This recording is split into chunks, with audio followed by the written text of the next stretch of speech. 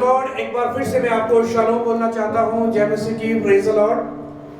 आज आपके लिए जो टॉपिक है, जो आज परमेश्वर हमारे साथ बात करना चाहते हैं, वो जो टॉपिक है वो है प्रोविजन ऑफ गॉड। यहोवा जो है वो मुहैया करता है, वो हमें प्रोविजन करता है, वो हमें मुहैया करता है। यही है topic, the provision of God. हम यीशु मसीह का हम धन्यवाद करते हैं कि आज आप जितने भी मेरे भाई बहन ऑनलाइन वॉच कर रहे हैं और जितने भी आप इस टीचिंग को सुनेंगे, आप इस वचन को सुनेंगे, आप आशीषें और बरकतों से आप भरपूर हो जाएंगे। Praise the Lord, hallelujah. और ध्यान से आप इस वचनों को आप सुने। और आइए हम फिलिपियों की पत्री उसका 4 अध्याय और उसका 19 वचन में हम पहले चलेंगे। फिलिपियों की पत्री उसका 4 अध्याय और उसका 19 वचन में लिखा है, मेरा यहोवा भी अपने उस धन के अनुसार जो महिमा सहित मसीह यीशु में है, तुम्हारी हर एक घटी को पूरी करेगा। हमारे यहोवा और पिता की महिमा युग युग होती रहे। आमीन। Praise the Lord. यहां पर पौलुस ने फिलिपियों की कलीसिया को ये खत लिखा, और ये जो राइटिंग जो है वो पौलुस की है, और उसने ये लिखा कि मेरा यहोवा भी अपने उस धन के अनुसार जो महिमा सहित मसीह यीशु में है, वो तुम्हारी सारी कमी घटी को वो पूरा करेगा। आज मेरे बहुत सारे भाई बहन, बहुत सारे मित्र जो है वो वचन को सुन रहे हैं। बहुत सारे, हो सकता है लोग आप में से डिप्रेशन में हो। बहुत सारे लोग जो हैं आप में से सोच रहे होंगे कि ये लॉकडाउन चल रहा है काफी स्टेट्स में, और बहुत सारी प्रॉब्लम्स जो है वो हो रही हैं, और बहुत सारे लोगों के काम जो है वो बंद हैं, फाइनेंशियल प्रॉब्लम है, कठिनाइयां हैं, कठिन परिस्थितियां हैं। इस कठिन परिस्थितियों में कैसे यीशु मसीह जो है वो हमें ये सारी चीजें जो है वो हमें देंगे, कैसे वो हमें देंगे? ये क्या बातों में ही है या वचन में लिखा हुआ है?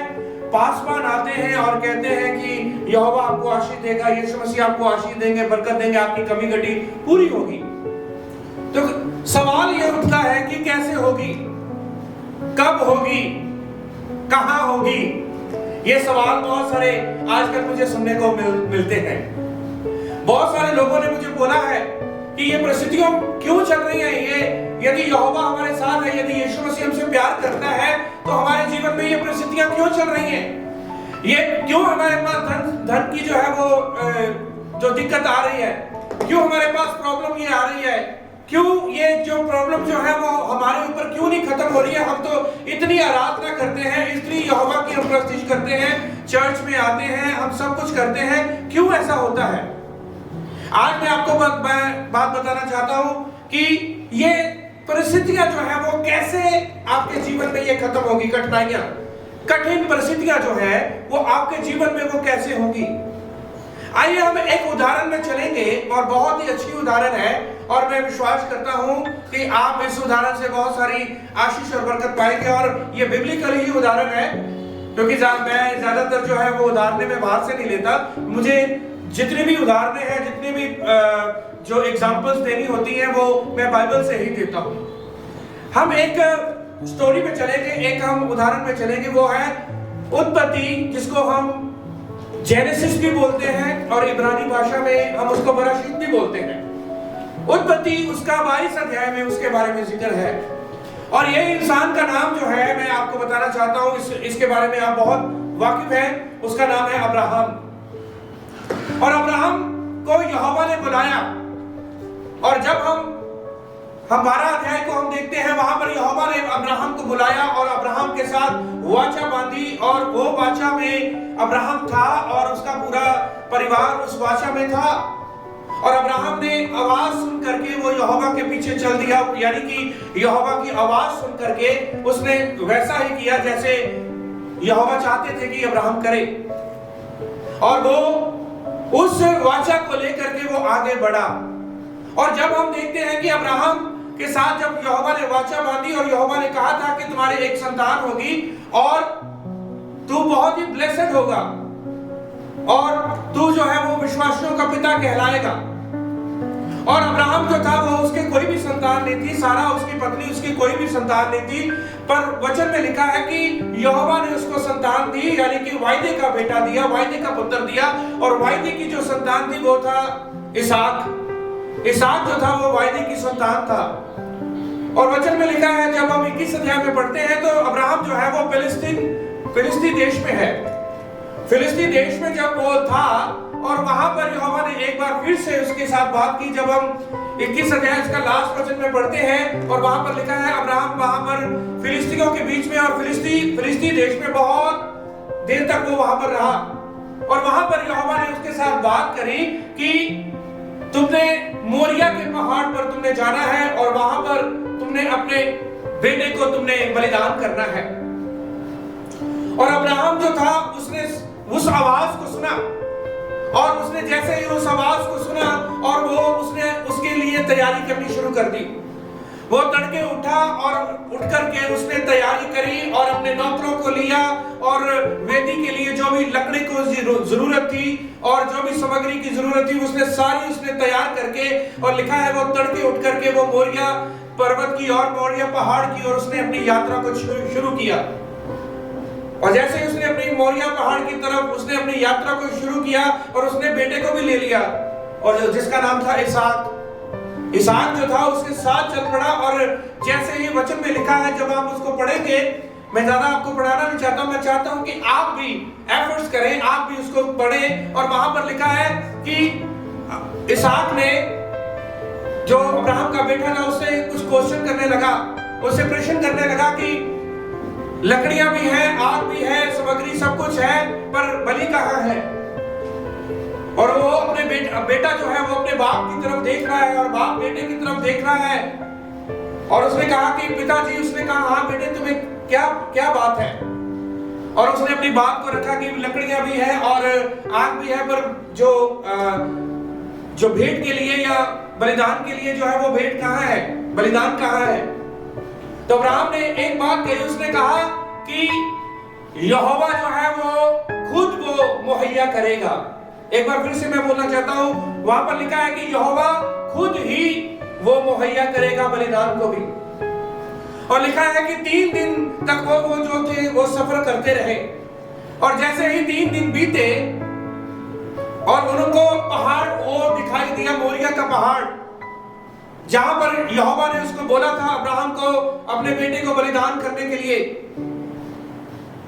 और अपने उसने नौकरों को कहा कि यहां पर ही गधों के पास रुको और मैं और मेरा बेटा जो है वो बलिदान करके वापस आते हैं। और जैसे ही वो बलिदान करने के लिए वो जा रहे हैं और वहां पर वो उस पहाड़ के ऊपर, जो मोरिया का पहाड़ जो वो कहलाता है, उस पहाड़ के ऊपर वो इसहाक को लेकर गया। वहां पर वेदी के ऊपर उसने हाथों को बांध करके, पांव को बांध करके उसने इसहाक को लिटा दिया। और जैसे ही अब्राहम जो था वो उसको अपने बेटे को काटने के लिए अपना हाथ उसने बढ़ाया, बलिदान करने के लिए हाथ बढ़ाया, उसी समय यहोवा की एक आवाज आई कि यहां पर ही रुक जा, अपने हाथ को रोक ले। और जैसे ही उसने अपने हाथ को रोका और अब्राहम ने पीछे मुड़कर देखा, वहां पर एक झाड़ियों में वो एक मेढ़ा जो था वो फंसा हुआ था। और जैसे ही उसने उस मेढ़े को देखा और उस मेढ़े को इसहाक की जगह पर वहां पर कुर्बान किया। हम ये सारी स्टोरी को हम जानते हैं कि ये कैसे हुआ, कहां हुआ। और वहां पर उस पहाड़ का नाम जो था, वहां पर ये रखा गया कि ये यहोवा जिरे करके कहा गया। आपको पता है ये जिरे का मतलब क्या है? मैं आपको एक इब्रानी भाषा में मैं आपको लेके जाऊंगा। इसकी बहुत ही एक अच्छे तरीके के साथ मैंने इस वचन को मैंने जब पढ़ा और मुझे इस वचन से मुझे बहुत ही आशीष और बरकत मिली, और वही आशीष और बरकत मैं आपको देना चाहता हूं आज। सबसे पहली बात मैं आपको बताना चाहता हूं कि जैसे ही यहोवा ने उसके बेटे को बलिदान होने के लिए अब्राहम को कहा कि बलिदान अपने बेटे को चढ़ाना है, मैं आपको बताना चाहता हूं ये वही माउंट मोरिया जो है वो वही पर्वत है मोरिया का, जहां पर यीशु मसीह जो है वो सलीब के ऊपर वो कुर्बान हुए थे। ये वही पहाड़ है, कलवरी का पहाड़, जहां पर अब्राहम अपने बेटे को लेकर के वहां पर मोरिया पर्वत पर वो अपने बेटे को बलिदान करने के लिए गया था। ये वही पहाड़ जो है जहां पर यीशु मसीह वो कलवरी क्रूस के ऊपर लटकाए गए, उसके हाथों पांव में कील ठोके गए। यहोवा ये स्मरण दिलाना चाहता था, ये याद दिलाना चाहता था, ये उनको दिखाना चाहता था अब्राहम को कि जैसे तू अपने बेटे को तुमने रख नहीं छोड़ा और तुमने मेरे एक कहने पर तुमने अपने बेटे को भी यहाँ पर बलिदान करने के लिए लेकर आए, ऐसा ही एक समय आएगा कि इस जगत का मसीहा जो है, इस संसार का मुक्तिदाता यीशु मसीह इस संसार में आएगा और मेरे और आपके पापों के लिए और पूरे संसार के लिए वो मारा जाएगा। मेरी बलि की जरूरत नहीं है, आपकी बलि की जरूरत नहीं है, कोई बछड़ों की या बैलों की बलि की जरूरत नहीं है, बल्कि एक ऐसी बलि की जरूरत थी जो निष्कलंक हो और जो कि बेदाग हो और जिसमें कोई भी दाग और झुर्री ना हो, और वो सिर्फ और सिर्फ वो यीशु मसीह थे। और वहां पर स्मरण दिलाया गया उस पहाड़ के ऊपर कि ऐसे ही मुक्तिदाता जो है वो मेरे और आपके पापों के लिए जो मेढ़ा वो फंसा हुआ था, वहां पर वो मेढ़ा यीशु मसीह की तस्वीर है। यीशु मसीह मेरे और आपके पापों के लिए वो मारे गए और गाड़े गए और तीसरे दिन वो मुर्दों में से वो जी उठे। इसहाक जब उसको लेकर गए, इसहाक को बलि करने के लिए जब लेकर गए और वहां पर एक बाप जो है वो बेटे को वो कुर्बान करने के लिए वो तैयार है।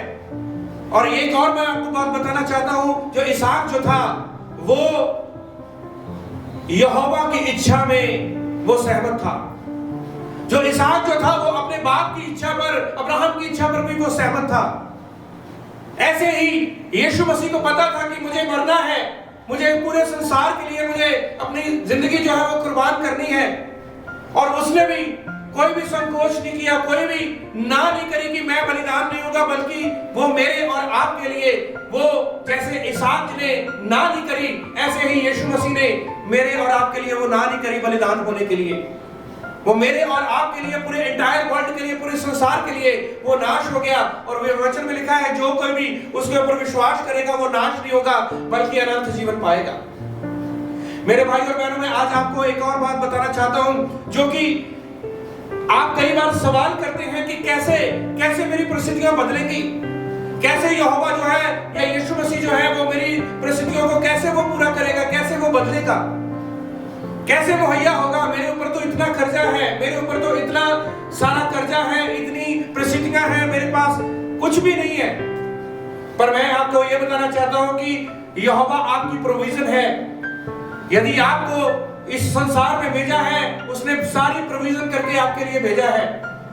यदि आप उस पहाड़ के साथ जुड़े हुए हैं, यदि आप यरूशलेम के साथ जुड़े हुए हैं, यरूशलेम जो है वो दो शब्दों से है, वो है कि यरी जो है वो वही शब्द जो वहां पर कहा गया कि ये पहाड़ जो है वो यरे है, क्योंकि वहां पर यहोवा ने बलिदान जो था वो मुहैया किया था।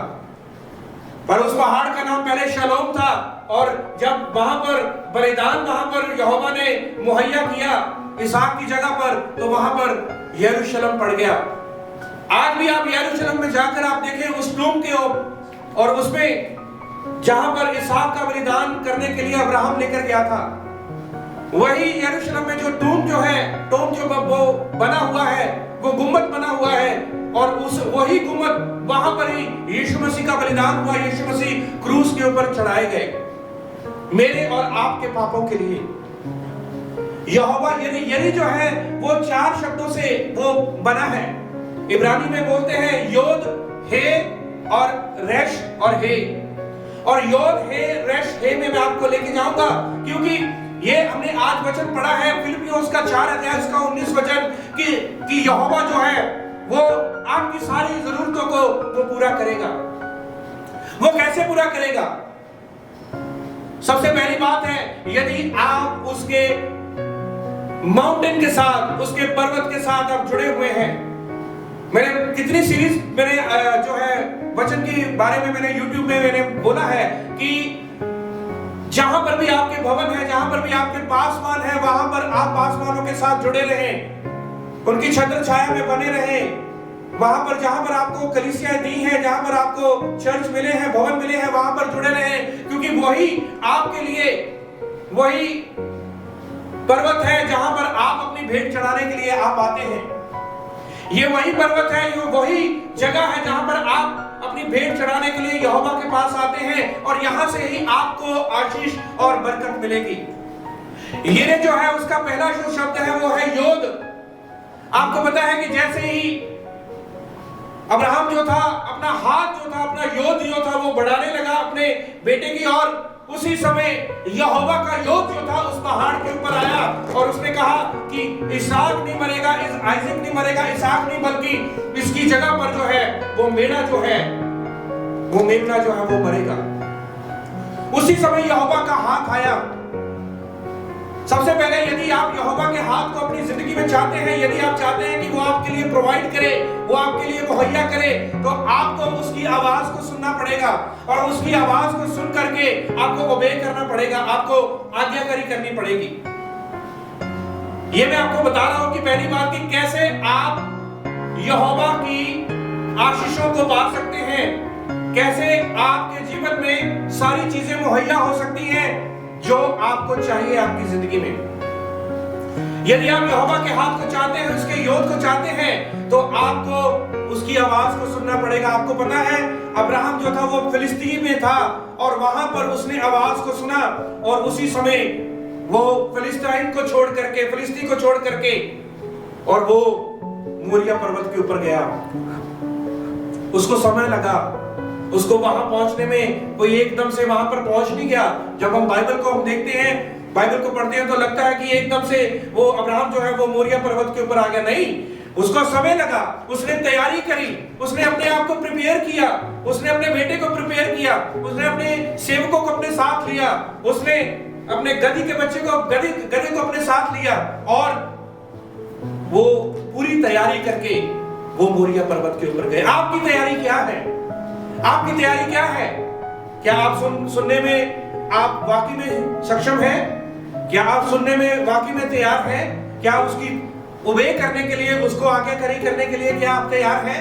यदि आप उसको सुनने के लिए या उसकी आज्ञाकारी करने के लिए तैयार हैं, तो उसका योद जो है वो आएगा, क्योंकि यरी का जो पहला जो शब्द है वो है योद। उसके बाद हे, ये हे का जो मतलब है, ये हिब्रू लेटर का जो वर्ड है हे जो है, इसकी जो पिक्चर जो है, इसकी तस्वीर है वो है खुली हुई खिड़की।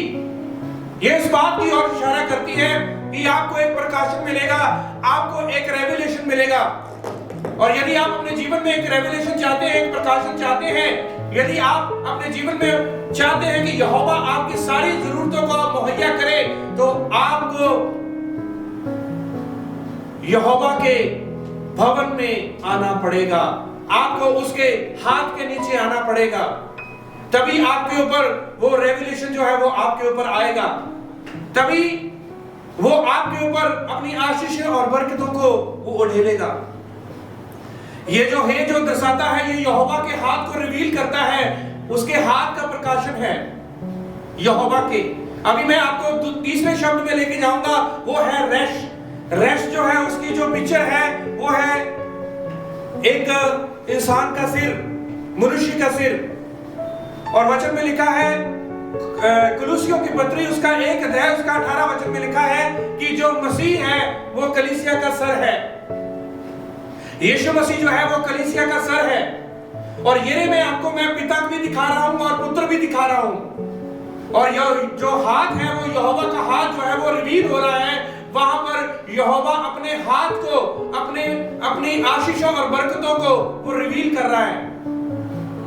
और जब हम तीसरे वचन को मैंने आपको बताया, तीसरे वर्ड को वो है रेश। और रेश की जो पिक्टोग्राफ है वो है इंसान का सिर। कुलुसियों का 1 उसका 18 वचन में मैंने आपको बताया कि यीशु मसीह कलीसिया का सर है और हम उसकी देह हैं। तो यहाँ पर पुत्र जो है वो भी रिवील हो रहा है, उसके बारे में प्रकाशन है, पिता का प्रकाशन और पुत्र का प्रकाशन। चौथा जो शब्द है फिर से हे आया है। हे जो है वो फिर से वो पुत्र का प्रकाशन है, कलीसिया के सर का प्रकाशन है। जब वहां पर मोरिया पर्वत के ऊपर अब्राहम अपने बेटे बेटे को कुर्बान करने के लिए जा रहा है, वहां पर पिता का प्रकाशन भी वहां पर हो रहा है और पुत्र का प्रकाशन भी हो रहा है। वहां पर हम पिता को भी देखते हैं और पुत्र को भी देखते हैं। मेरे भाई और बहनों, आप क्वेश्चन करते हैं, आप प्रश्न करते हैं कि कैसे यह होगा, कैसे मेरी परिस्थितियां बदलेंगी। यदि आप यहोवा की आवाज को सुनते हैं और फिर आपके पास क्वेश्चन होता है कि कब होगा ये मैं आपको बताऊं कब होगा, जब आप यहोवा के उस पर्वत के साथ, यहोवा के वचन के साथ, यहोवा के भवन के साथ बने रहेंगे, तब आपके जीवन में ये सारी आशीषें और बरकतें वो जीवन में आएंगी। कैसे होगा? जब आप उसकी आवाज को सुनेंगे। कब होगा? जब आप उसके साथ जुड़े रहेंगे। और तीसरा जो है, लोग कहते हैं, प्रश्न करते हैं, कहां पर होगा, कहां पर चमत्कार है। कई लोग इधर उधर चमत्कार ढूंढने के लिए, आश्रय कर्म ढूंढने के लिए वो इधर उधर जाते हैं और उसी आश्रय कर्म ढूंढते ढूंढते वो अपनी कलीसिया को, अपने पासवान को वो छोड़ देते हैं, क्योंकि उनको वो चमत्कार के पीछे जा रहे हैं, आश्रय कर्म के पीछे जा रहे हैं। पर मैं आपको एक बात बताऊं, जब अब्राहम और अपने बेटे को लेकर के, इसहाक को लेकर के वो मोरिया पर्वत पर गया था, तो आश्रय कर्म उसके लिए अपने आप हो गया था। उसके लिए वो आश्रय कर्म था, मेढ़ा वहां पर ऑलरेडी वहां पर मुहैया किया गया था। हालेलुया। वहां पर ऑलरेडी वो मेढ़ा जो था, वहां पर जो मेमना जो था, वो ऑलरेडी वहां पर मुहैया था। और यहोवा ने उसको कहा, देख, मैंने तुम्हारे बेटे की जगह पर उस मेढ़े को कुर्बान होने के लिए तुम्हें दे दिया है। और उस मेढ़े को कुर्बान किया गया और इसहाक जो था वो नहीं मरा, बल्कि वो मेढ़ा मरा जो। मेरे भाई और बहनों, यही मैं आपको बताना चाहता हूं, कहां पर चमत्कार ढूंढ रहे हैं आप, कहां पर आप मिरेकल को ढूंढ रहे हैं, कहां पर आश्रय कर्म को ढूंढने के लिए जा रहे हैं। क्या आप बड़ी बड़ी मीटिंग्स में जा रहे हैं आश्रय कर्म को ढूंढने के लिए? क्या आप मिरेकल्स को ढूंढने के लिए आप भविष्यवक्ताओं के पास जा रहे हैं? मिरेकल्स को ढूंढने के लिए आप और लोगों के पास जा रहे हैं, या और किसी जगहों पर जा रहे हैं जो कि अकॉर्डिंग टू बिब्लिकल है ही नहीं है, बाइबल के अकॉर्डिंग आप जो है वो गलत कर रहे हैं। आप कहां पर अपने चमत्कार को ढूंढने के लिए जा रहे हैं? यही तो आपका क्वेश्चन होता है, यही तो लोगों का क्वेश्चन होता है कि कहां पर, कैसे मिलेगा, कब मिलेगा, कहां पर मिलेगा, कब वो हमारे ऊपर दया करेगा, कब वो हमारे ऊपर कृपा करेगा, कब वो हमारे ऊपर आश्रय कर्म करेगा। पर मैं आपको बताना चाहता हूं कि अब्राहम ने यहोवा की आवाज को सुना और उसको ओबे किया, उसको आज्ञा किया। और जैसे उसने आज्ञा की और उसके साथ उसको काम भी करना पड़ा, कार्य भी करना पड़ा, क्योंकि याकूब की पत्री में लिखा है कि विश्वास के बगैर जो है कर्म वो भी अधूरा है, और कर्म के बगैर जो विश्वास भी हो वो अधूरा है। तो मेरे भाई और बहनों, मैं आपको बताना चाहता था कि उस कलवरी पहाड़ के ऊपर यीशु मसीह मेरे और आपके लिए वो कुर्बान हो गए। उसी पहाड़ के ऊपर अब्राहम वो अपने बेटे को, इसहाक को लेकर के गया, क्योंकि वहां पर मेरे और आपके पापों के लिए वहां पर बलिदान जो था वो मुहैया हुआ। बलिदान इसलिए वो मुहैया हुआ क्योंकि अब्राहम ने उस आवाज को सुना। आपको आवाजें जो है वो पसंद लगती हैं कि वो मेरे लिए कोई भविष्यवाणी कर दे। आपको आवाजें वो पसंद लगती हैं कि मेरे लिए कोई अच्छे शब्द बोल दे। आपको वो आवाजें पसंद होती हैं कि मेरे लिए कोई अच्छे शब्द बोले, अच्छी कोई भविष्यवाणी करे, तभी शायद मेरे जीवन में कुछ होगा। पर जहां पर आप हैं वहां पर टिके रहें। जो आप चर्च में, जो लॉकडाउन से पहले जो चर्च में जाते थे, वही चर्च में आप जाते रहे। लॉकडाउन के बाद आप चर्च को चेंज मत करें, क्योंकि आपको मैं बताना चाहता हूं, आप जिस पहाड़ के साथ जुड़े हुए हैं, जिस वेदी के साथ जुड़े हुए हैं, वही वेदी के ऊपर, वही पहाड़ के ऊपर यहोवा की आग उतरेगी। वही पहाड़ के ऊपर, वही चर्च में, वही कलीसिया में यहोवा की आग उतरेगी। आग को ढूंढने के लिए या आश्रय कर्म को ढूंढने के लिए इधर उधर ना जाएं। इधर उधर जाने का जो काम है वो डेविल का है, वो शैतान का है। याद करें कि यहोवा ने शैतान से पूछा, तू कहां से घूम कर आया है? उसने कहा, मैं इधर उधर से घूम कर आ रहा हूं। अय्यूब की पुस्तक में लिखा हुआ है। तो इधर उधर घूमने का जो काम है वो शैतान का है, इधर उधर घूमने का जो काम है वो डेविल का है।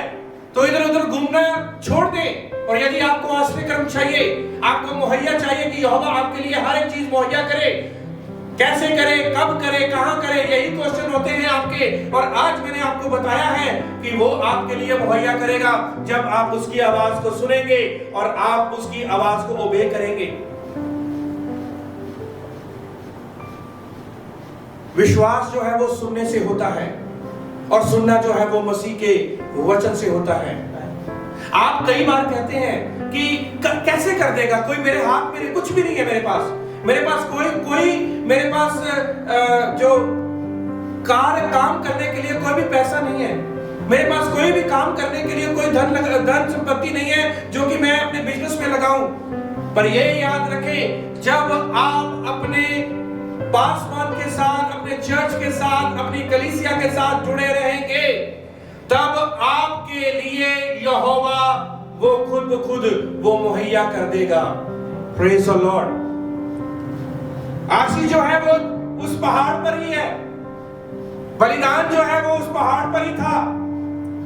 और उसको, अब्राहम को कोई और पहाड़ों में मेढ़ा ढूंढने के लिए नहीं जाना पड़ा, बल्कि यहोवा ने उस मेढ़े को आज्ञा दी कि वहां पर जा, और वहां पर वो झाड़ियों में फंसा हुआ था और उसको निकाला। और आपकी आशीष और बरकत भी शायद कहीं ना कहीं फंसी हुई है।